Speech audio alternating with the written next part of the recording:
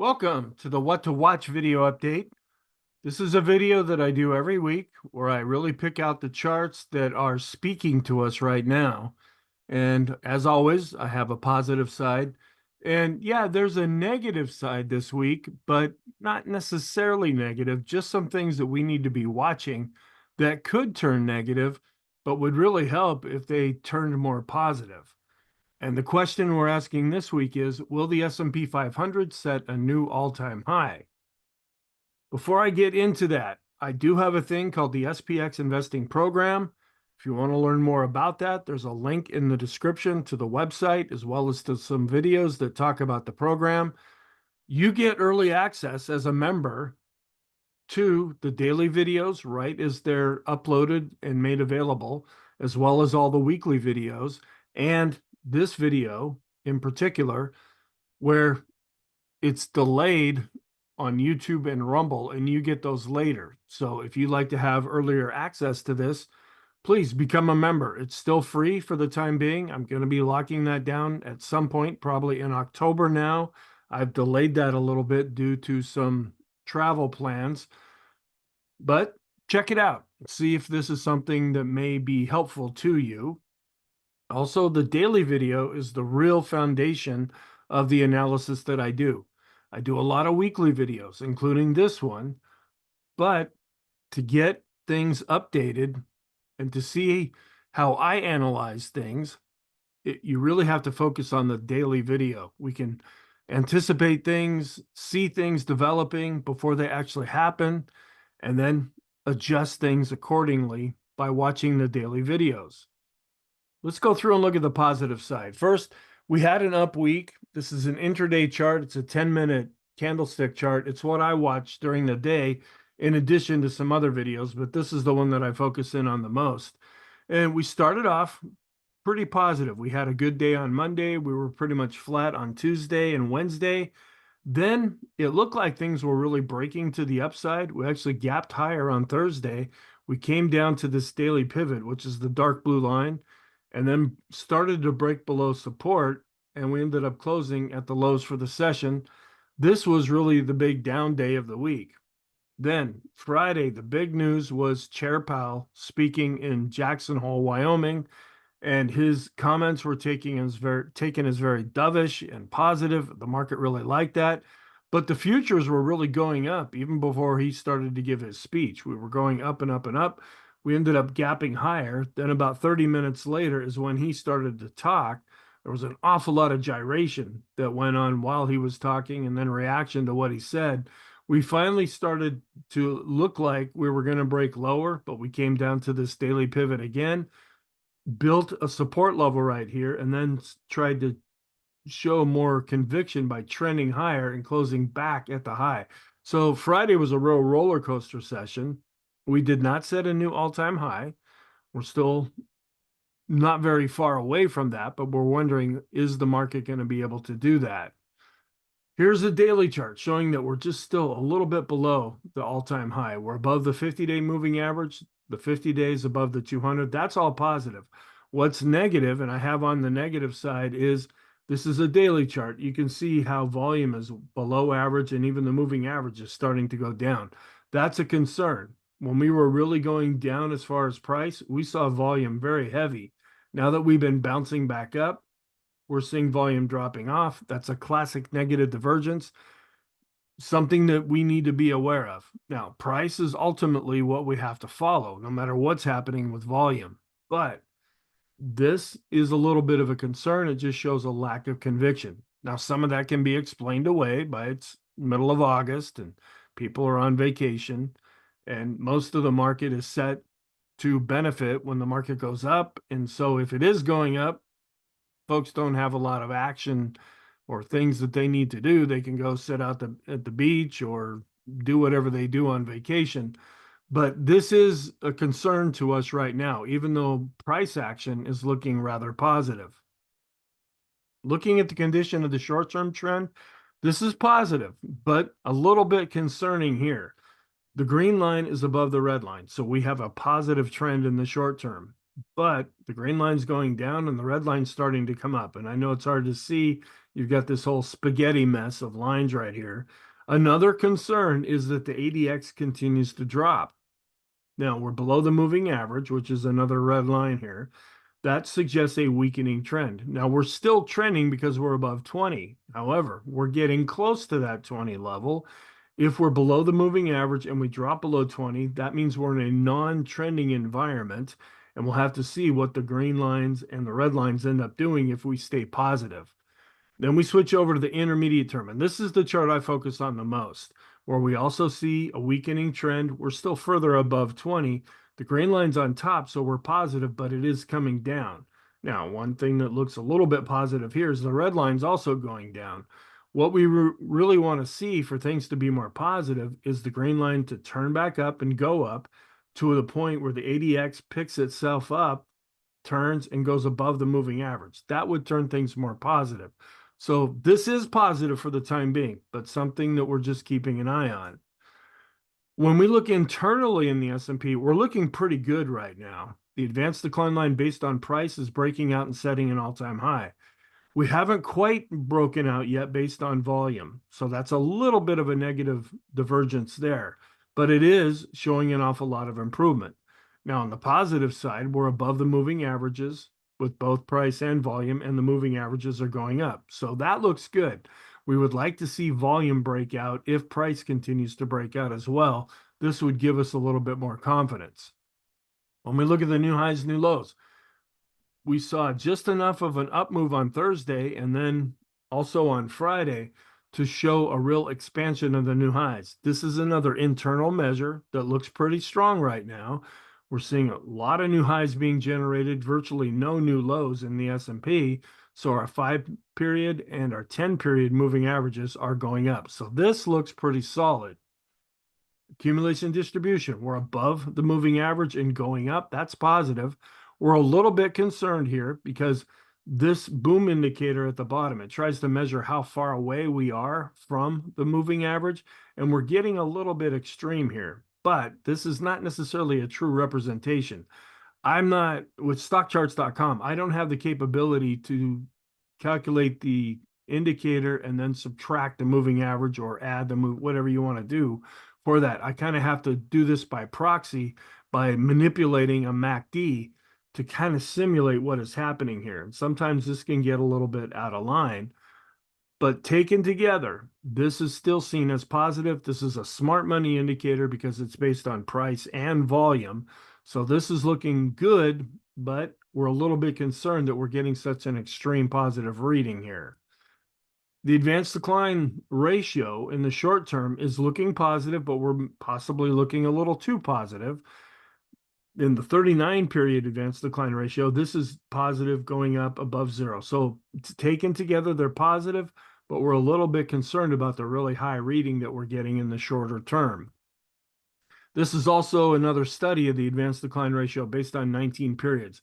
Getting a little extreme based on price. We're also just barely extreme based on volume.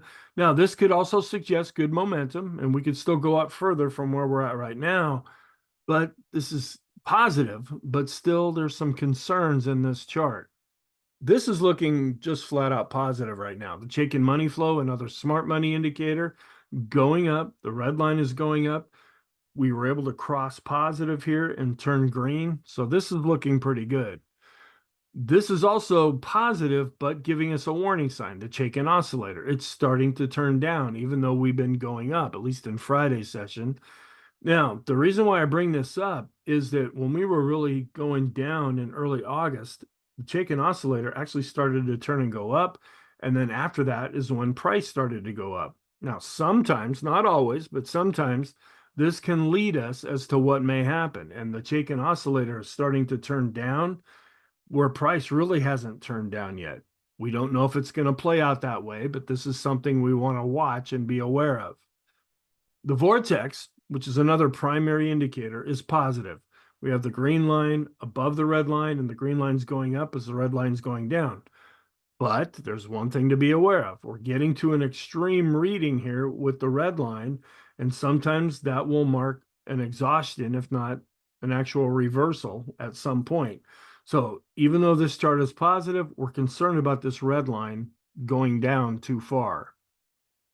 We look at the condition of the 20-period moving average. Now, on a trending basis, we're looking pretty good right now. We have both of these lines going up and prices above both. This is a double and triple exponential moving average study. The triple moves faster, and it would turn even more positive as it is now, where the green line, which is the double, it would be even better if the blue line was actually be able to cross above the green line here. The blue line would cross above the green line. There we go. Now, this is a regular moving average study, both based on a simple moving average calculation and an exponential moving average calculation. We're above both of the lines and the lines are going up. So this is short term, suggesting that the short term trend is still looking rather positive. Then we do some moving averages on the S&P itself. This is a 20-period exponential moving average, looking positive, but maybe a little too positive. We're just about ready to get positive with the 50-period. That's intermediate term. And we're going up and almost getting extreme positive here with the 200-day. Now, again, this can suggest good momentum, but at the same time, we usually get a little bit concerned when we get above these levels, meaning that we might see exhaustion, sometimes a reversal, or at least maybe just some sideways action for a while. This is looking positive, but starting to look a little extreme, even though it can go higher than where it's at right now. This is the S&P McClellan oscillator, a short to somewhat intermediate term indicator that we use. We're positive since we're above zero, but when we get above this 60 level, that's when we're starting to look extreme positive. Now, when the S&P McClellan oscillator is above zero, that affects the next chart. This is looking quite positive. The summation index based on price is continuing to go up, and we're also going up based on volume. Where before we were going up based on price, we were going down based on volume, and that's right before we saw the decline in late July into early August. This is more of a confirmation. Now, looking further out, yes, there are some negative divergences here where we were going up with the S&P, but we were setting lower highs based on price. We're doing a little bit better here based on volume. But what I'm focused on right now is the fact that both price and volume are going up. Then we look at the NYSE McClellan oscillator, and this is a broad market measure, and this is looking pretty good right now and not necessarily extreme. We're above zero and going up. That's positive. So when we're positive with the McClellan oscillator, the summation index based on price and volume continue to go up as well. So this is looking pretty good. This is also positive with the Swenlin trading oscillator, but there's a warning sign here. We're looking pretty good based on price. We started to come back down. Now we went back up on Friday. We had a pretty solid up day on Friday, but we're showing a decline here with the Swenlin trading oscillator based on volume. We're positive since both are above zero. This is a little bit of a negative divergence that we want to watch and be aware of. Now, one thing that is positive, and it's either positive or negative with this particular indicator, it's the parabolic SAR. Here's the daily chart. We have the dots underneath. That's positive as price has been going up. Another thing in the bigger picture is a weekly chart of the parabolic SAR. After this last week, we've gone from being negative with the dots on top to being positive. So this is looking pretty good right now. On a momentum basis, we're looking good. We have two short-term oscillators, the slope and the TSI. We're a little bit extreme here with the slope. That's a bit of a concern, but it could also suggest good momentum. We're looking more positive with the TSI since we crossed above the midpoint. Then I have three intermediate term oscillators, looking good with the MACD, the PMO, and the PPO. And in the long term with the TRIX and KST, we're going up and trying to cross back above these midpoints. So the momentum is clearly positive right now. Then we look at the condition of our 50-period moving average and look at a double and triple exponential moving average study. We're above both the blue line and the red line. That's positive. The lines are going up. It would be even more positive if the red line would come back and cross above the blue line. But still, this is looking pretty good for the time being. We're also looking good here with our regular simple and exponential moving average study. Based on 50 periods, we're above both lines. It would be more positive if the blue line would come back and cross above the red line here as well. Here are all the moving averages that we follow. We're above all of them. Now, we had fallen below the 50-period moving average with the 20s. We're starting to turn back up since they move faster. If we can get back above the 50-period moving averages and have these lines smooth out, that would be even more positive. But looking at this right now, since we're above all of the moving averages, excuse me, all of the moving averages that are plotted here, this is positive and improving. The NYSE bullish percent index, which measures the point and figure buy or sell signals inside of the NYSE, this is above 50 and going up. That's quite positive. Then we look at the S&P bullish percent index. This is also going up and not necessarily extreme, showing that there's more point and figure buy signals being generated inside the S&P 500. That just means more stocks than just a few stocks are participating in the upward move of the S&P. The NASDAQ 100 bullish percent index is positive, but getting to an extreme reading. Now you can see before, it can go higher than where we're at now. And we did decline on Friday, even though it was a pretty solid up day.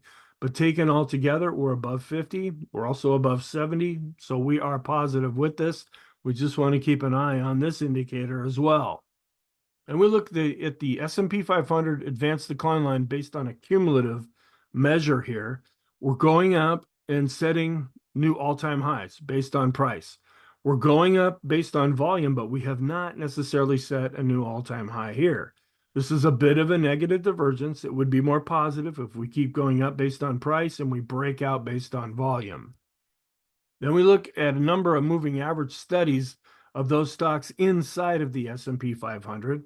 Looking pretty good here with the stocks above their 20-period moving averages, but maybe a little too good. This could suggest some kind of exhaustion, even though we could go higher than where we're at right now.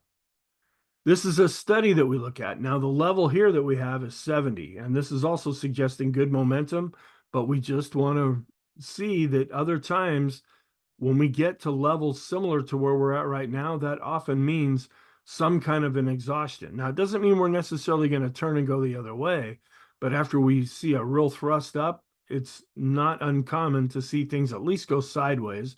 Sometimes they do decline, but sometimes they also go sideways. Looking at the stocks above their 50-period moving averages, this is good. We're above 50 and advancing and not extreme. We're also positive with the 100-period moving average study and the 200-period moving average study. Then we look at a 10-day average of the highs minus the lows for the S&P. We finally were able to climb back up above this green line. Yeah, that's extreme positive, but at the same time, we spent a lot of 2024 above this line as the market was really going up. So this could also suggest good momentum. Then we look at the 50-period moving average of the new highs, new lows for the S&P.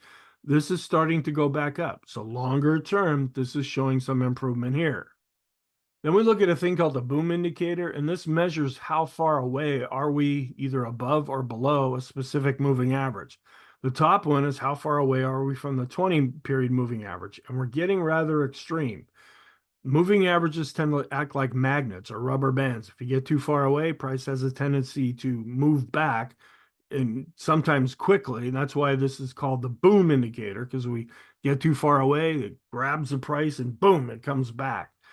We're looking pretty good here with the 50, but really close to an extreme reading. We're also showing some improvement here with the distance away from the 200-period moving average. Then we look at the S&P 500 and compare it with the NYSE advanced decline line. When the red line is matching or even above the S&P itself, even though they're on different scales, this is suggesting that the broader market is holding up quite well as the S&P has been going up. And this is positive taken by itself. There's a weekly chart of the S&P 500, and then we have these pivot points here. We were able to get back above this R2 level. We haven't closed at an all-time high, but we did close at the high for the week. So this is looking rather positive longer term. And we keep an eye on sentiment. We're switching back over to positive now. We had come down to below 25. That's when we start to show extreme pessimism. And we use this as a contrarian indicator at that point. Well, we started to go back up and we go with that. When it's not extreme, we tend to go with the direction this indicator is going. It turned positive when it was able to get back above 50. Now, if we can keep going up until we get to 75, we can treat sentiment as positive. But if we have some down days and this drops back below 50, then it will have more of a negative reading. But keep an eye on the VIX, which spiked up to 65 when we had that really big down day, August 5th. It's really been coming down. The line chart here is the closing value. The bar chart just shows the open, high, low, close. And even though the VIX has been going up a little bit lately, it's still much lower than it had been at the beginning of August. This is the VIX of the VIX, which measures the volatility of the VIX. When the VIX is coming down, the VIX of the VIX also has a tendency to come down as well. We're also seeing where the momentum of the VIX continues to decline as measured by the MACD, momentum indicator that we use. This is a study put out by Tom Bowley, where the numbers are about 9 months old here, the actual calculations that he has, but the chart itself is updated as of Friday. This is a weekly chart of the VIX. And when we get above 20, that's when we start to see negative annualized returns. Well, we did spike up for a brief time up here above 65. We've been coming down. We're in this middle area right now where we're seeing positive annualized returns. If the VIX can continue to fall, we would see even better annualized returns here. But for right now, this is still looking positive. Then we look at the S&P 500 and compare it with the equal weight version of the S&P 500. And this is showing that all of the S&P 500 is actually outperforming a little bit when we compare it to the S&P itself, even though they're on different scales. This just shows more strength and broad market participation across the S&P 500. Then this is what the market is pretty much anticipating. When we see this ratio going up and we're coming back up out of the rainbow, that means the market's anticipating a soft landing, meaning that we're not going to go into a recession. The opposite of that is a hard landing where we do go into a recession. And we were really seeing that under pressure earlier in August. Now this is starting to bounce back up and coming out of the rainbow. Then we look at the highs minus the lows, just a daily score here for the S&P. This is similar to the chart I showed before. This is a little harder to see, or we're turning back up here slightly. So in the short term, we're above zero. And then when we look at the 50-period moving average, we're also starting to go back up. This is positive for the S&P itself. Then we look at the cumulative advanced decline line for the NYSE. That is really breaking out to a new high. And we look at a regular advanced decline line for the NYSE, also breaking out above the moving average. The moving average is going up, and we're setting an all-time high with this, meaning that the broader market is looking pretty solid. This is a similar study here where we have another NYSE advanced decline line breaking out to a new high, but this one's calculated in a slightly different way. And we look at the common stock on the NYSE based on price, setting a new all-time high based on price and volume. That's where we're seeing confirmation here, and that's positive. And we look at the advanced decline line. Across the board, we're looking good with the NYSE common stock, the S&P mid caps, and small caps. Then we look at a broad market measure of the 5-period moving average of the highs minus the lows. We're above zero. That's positive. Large cap growth, we're back above the 50-period moving average here after we had come almost all the way down to the 200-day moving average. So this is looking good for the large caps. The NASDAQ, on Thursday, it closed down at its 50-day moving average. It was able to bounce up off of that and close above the pivot on Friday. And we see pretty much that same thing for the NASDAQ 100. We came down to the 50-day moving average, bounced up, closed above this pivot point. So this is looking positive. And the momentum for the NASDAQ 100 continues to be positive as measured by the PPO. So this is looking really pretty good right now. And here's a weekly chart of the QQQs, which is the NASDAQ 100. After we had been declining, now we're seeing some solid weekly action on this chart. Small caps, which had a really good day on Friday, up 3%, but are they really going to break out this time? There's been a lot of false moves, especially in 2024. We're kind of setting a little higher range here, and small caps like the fact that the Fed's going to come in and cut rates because small companies need to borrow more, and that can bite into their earnings.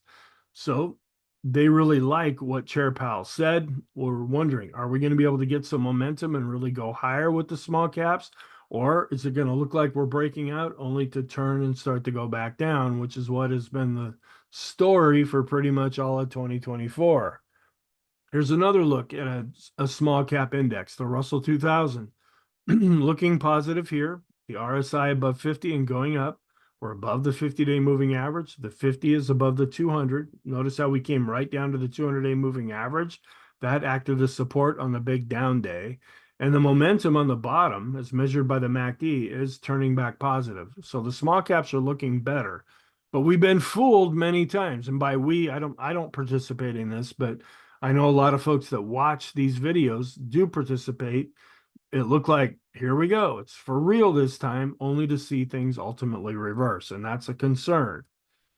The mid caps, which were stronger earlier in 2024, they're finally starting to show some strength here, not setting a high here, but we were able to get above and stay above the 50-day moving average and also close above this pivot point on Friday. So there's much improvement there. Then we look at a weekly chart of the S&P 500, and this line goes all the way back to the 1987 crash. We're still well above this line here.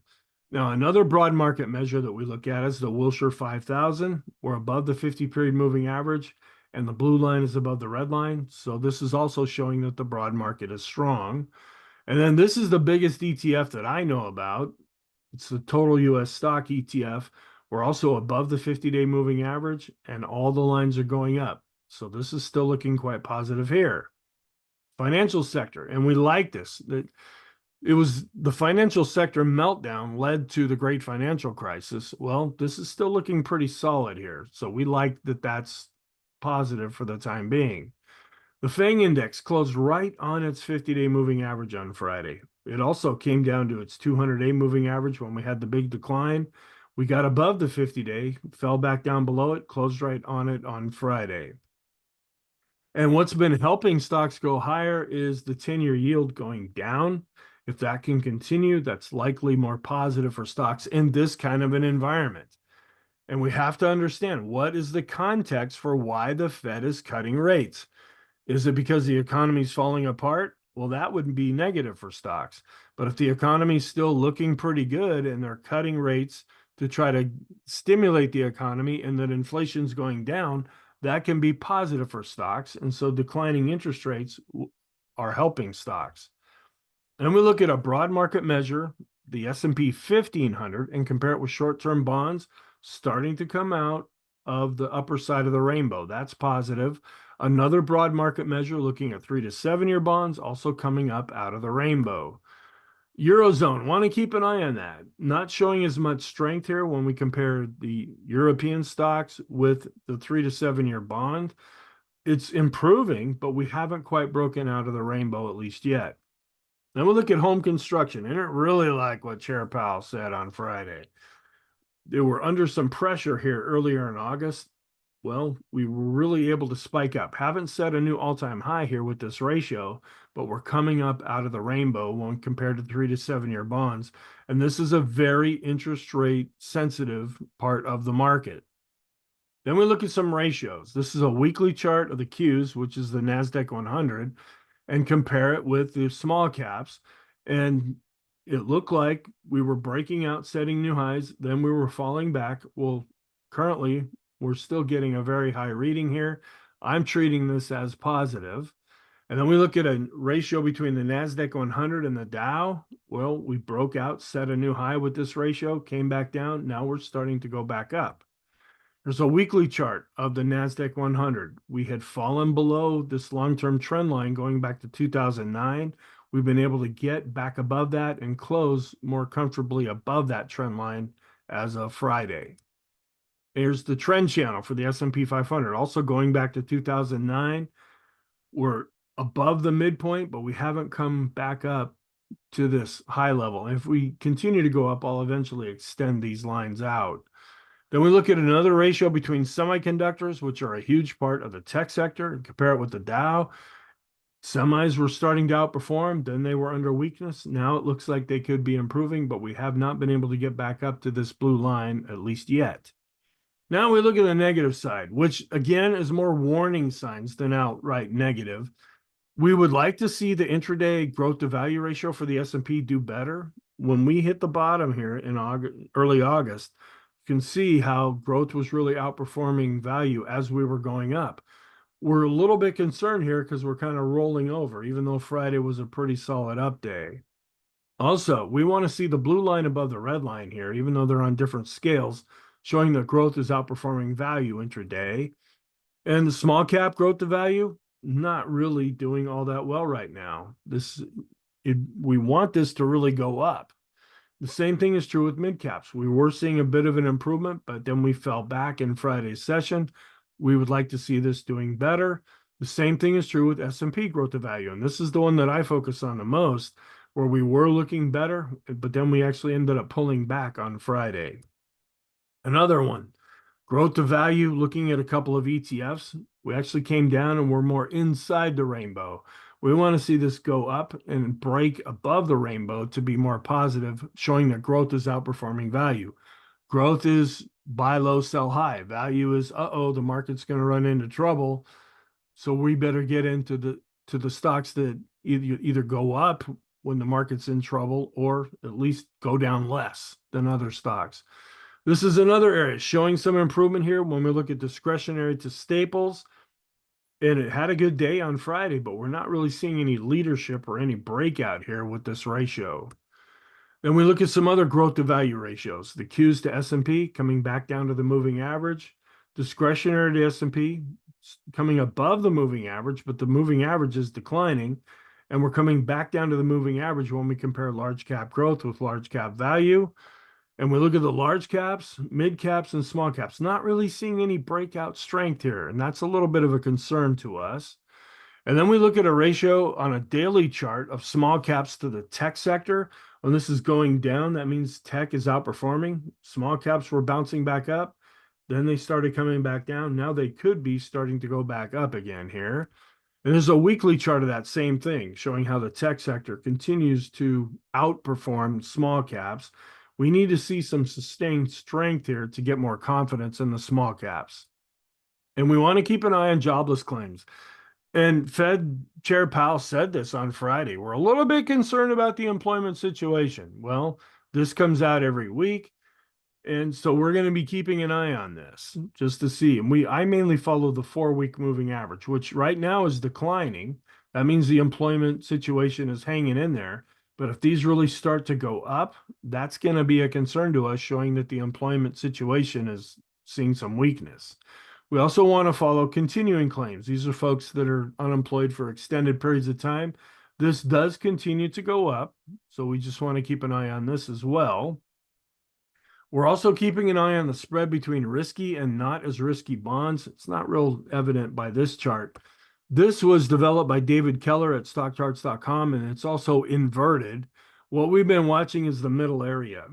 If this keeps going up, that means there's less fear in the bond market, and that would be more positive for stocks. If this really starts to go down like it did in early August, that is a concern to us. And now the skew index, and we don't know if this is positive or negative. It's just something we're watching. We're coming back up into the red area after Friday's move. Sometimes when we get up into this red area, now it doesn't necessarily mean we've spiked yet, but other times when we've spiked, sometimes that meant a top, a bottom, other times a continuation. It just means that the market is anticipating some kind of a big move. We're just not sure of the direction. So we have to use other charts. This is the concern about volume. It's just really dropping off. Now, again, you could justify some of this since we're in the middle of August now, but it's always a concern when you see the market going up and volume going down. We want to keep an eye on the risk on to risk off ratio. Not really seeing an awful lot. It was really coming down as the market was under pressure. It was starting to improve, but we want to see this continue to go up to be more positive. And then we look at a ratio between 3 to 7-year bonds and stocks. When this is going down, that means stocks are outperforming. It started to go up, showing the bonds are outperforming. Now it's starting to fall back. We want this to continue to fall if we're more positive on stocks. This is another thing. We don't know if this is legitimate or not. This is the mass index. It has now completed all of its triggers. And when the first trigger is when we go above the red dashed line, then the blue line, then number 3 is when we come back down below the blue line, and now we've dropped below the red line again. This tries to anticipate a reversal. And what was the context that created this signal or series of signals? It's when we were going up with the S&P. Now, we don't know that. We're not really seeing it confirmed by other charts, but this is suggesting that maybe we've topped out and we might see a decline from here. But we don't want to use this indicator all by itself. And in a 50-day cycle, I don't really find much use in this. It's just kind of interesting because the really only way to use this is to use it as hindsight, but then by then it's too late. We want to look at things that tell us what's happening before they happen, not looking back and going, oh yeah, that was a top, oh that was a bottom. But we did hit a new cycle on August 19th, and so far we're not really sure if that means that we're going to turn and go the other direction or if we're going to see a continuation. Now, this has a positive part and a negative part. When we look at the S&P equal weight index, we're setting a new all-time high, and that's good. And that means all of the stocks in the S&P are doing quite well. We're not setting an all-time high here with the QQQ equal weight, and that's a bit of a negative divergence. That's the negative part of this. If the QQQ equal weight can come up and set a new all-time high while the S&P equal weight is setting an all-time high, that would be a confirmation. And we look at a staples to tech ratio. When this is going down, that means the tech sector is outperforming. Staples were starting to outperform, coming down. Now they're starting to go back up again a little bit here. So we just want to watch this chart. And I go over this in each daily video. Also, the S&P to utilities ratio. We want this to go up, meaning that the S&P is outperforming utilities. It's been kind of choppy lately. It was starting to come back down as the S&P was under pressure. Now it could be starting to go back up, but it's not really showing a lot of conviction at this time. And then we look at staples, the S&P 500. When this is going down, that usually means the S&P is going up. Well, staples started to outperform, then coming down. Now they're possibly starting to go back up. That's a little bit of a concern to us. We look at the large caps versus the small caps. When this was really coming down, that means the large caps were underperforming. Then as we were bouncing back up, the large caps were outperforming. Now we're starting to go back down a little bit here. And a lot of that has to do with Friday's session when the small caps had a really good day. But when we're more positive on the S&P is when this ratio is going up, not down. The dollar, we're just starting to see a death cross here on the daily chart as the dollar has been under some weakness. We're already seeing a death cross here on the weekly chart of the dollar as well. Now, this could be positive for stocks because they like a weaker dollar because of the conversion rates and the import-export relationships. But at some point, this is likely to take on a negative connotation. But for right now, it's giving support to stocks. We look at another ratio between the tech sector and 3 to 7 year bonds coming back up, but have not been able to break out of the rainbow yet. And we look at riskier bonds, which are junk bonds, versus conservative bonds. And what we're seeing here is more of a shift of folks were willing to get into junk bonds to get that yield. They were willing to assume that risk. Now it looks like they're shifting over because interest rates may have topped out. And now they're more willing to get into safe government bonds and lock in a longer maturity at a higher rate. And if that continues to go on, then we would continue to see this ratio go down. We look at the QQQs and compare it with 3 to 7 year bonds. Came to the bottom end of the rainbow, bounced back up, hit the top end of the rainbow, and now we declined a little bit here. It would be more positive if we could break out above this rainbow. We want to keep an eye on oil. This is mainly for geopolitical reasons. The market's pretty much ignoring, at least the oil market is, what's going on in the Middle East, specifically between Iran and Israel. If there's some kind of escalation there, we would likely see the price of oil really jump up. And we want to keep an eye on utilities because usually this is a more defensive area of the market. You could also make a case that this is a growth area because of AI and EVs and mining for cryptos and all that kind of stuff. But the utilities have been doing quite well. A lot of times when this is really going up, that means the market's getting ready to go down. But on the other hand, it could be seen as a growth area because of technology. Staples, also another defensive area that's doing quite well here and in a pretty solid uptrend. It's underperforming the S&P, but the fact that this continues to go up is a little bit of a concern to us. So thank you. I hope you found this helpful. I hope you have a wonderful weekend, and I will talk to you in the next video.